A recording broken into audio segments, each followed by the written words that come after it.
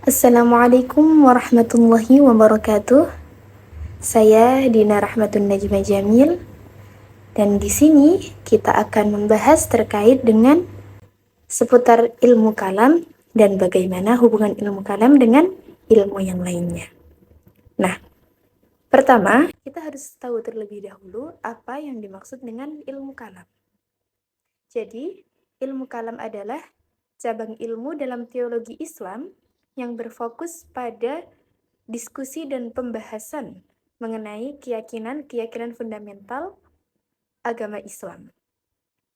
Nah, kemudian kata kalam sendiri itu berarti perkataan atau ucapan. Nah, dalam konteks ini mengacu pada perkataan Allah atau wahyu. Dan ilmu kalam juga sering disebut dengan teologi rasional dalam Islam. Nah, kemudian apa sih yang menjadi tujuan dari ilmu kalam?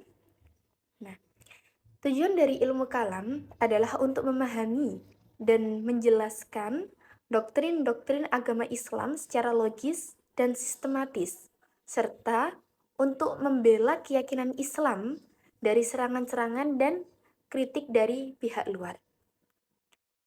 Jadi ilmu ini melibatkan diskusi tentang keberadaan Tuhan, sifat-sifat Tuhan, kenabian, kehendak bebas, takdir, dan masalah-masalah teologis lainnya. Nah, kemudian ada beberapa tokoh terkenal dalam ilmu kalam ini. Yang pertama adalah Al-Ghazali. Jadi, beliau adalah seorang teolog dan filsuf terkenal di dalam cabang keilmuan teologi Islam atau ilmu kalam. Yang kedua yaitu Al-Asy'ari, yaitu beliau adalah seorang pendiri mazhab Asy'ariyah. Kemudian yang terakhir adalah Al-Maturidi, yang beliau merupakan seorang pendiri mazhab Maturidiyah. Nah, jadi ilmu kalam ini bermula ketika di zaman Rasulullah dan Khulafaur Rasyidin ada suatu permasalahan teologis yang diselesaikan dengan merujuk langsung kepada Al-Quran dan Sunnah. Nah, kemudian selanjutnya mulai muncul perdebatan teologis itu. Jadi setelah wafatnya Rasulullah, umat Islam mulai menghadapi berbagai tantangan baru yang kemudian ada beberapa kontroversi teologis yang mulai muncul. Nah, terutama terkait dengan konsep takdir atau qadar Allah. Dan juga termasuk sifat Tuhan. Nah, kemudian ilmu kalam atau aliran kalam ini kemudian selanjutnya berkembang. Jadi berkembang mulai munculnya ada aliran Khawarij dan Murji'ah, yakni yang kita ketahui bahwa Khawarij itu adalah kelompok yang tidak senang dengan kepemimpinan Sayyidina Ali bin Abi Thalib. Nah, kemudian sedangkan Murji'ah ini kelompok yang mengajarkan sikap menunda penghakiman terhadap sesama muslim hingga hari kiamat, sehingga mereka lebih toleran terhadap perbedaan pendapat itu sendiri. Kemudian selanjutnya ada mulai muncul yang namanya aliran Mu'tazilah. Jadi ini mulai muncul pada abad ke-8 yang mengedepankan penggunaan akal dalam memahami ajaran agama. Kemudian selanjutnya muncul lagi ada aliran Asy'ariyah dan Maturidiyah. Nah,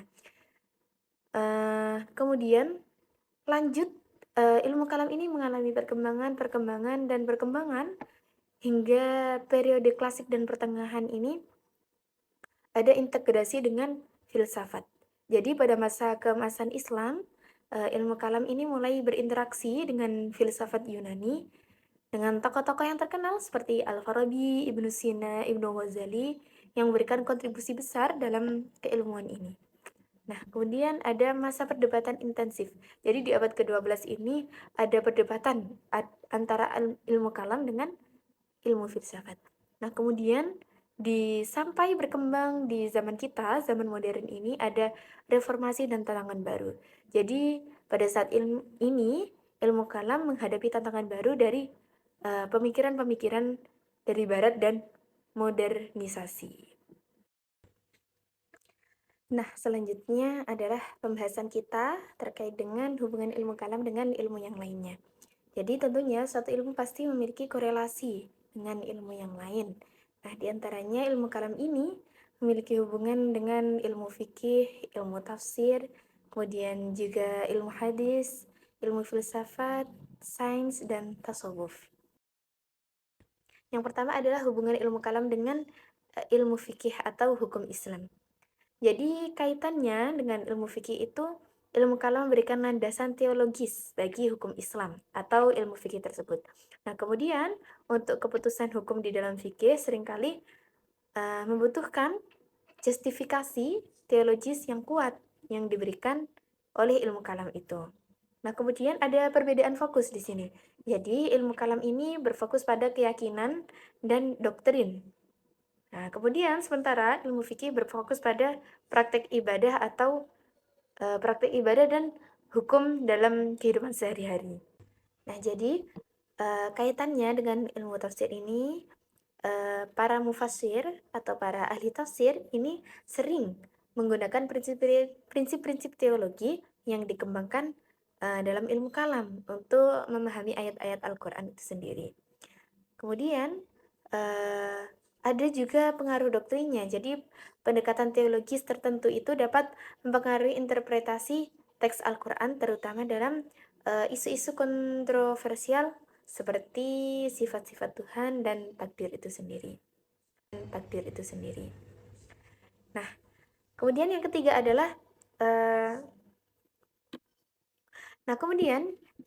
adalah mengenai hubungan ilmu kalam dengan ilmu hadis.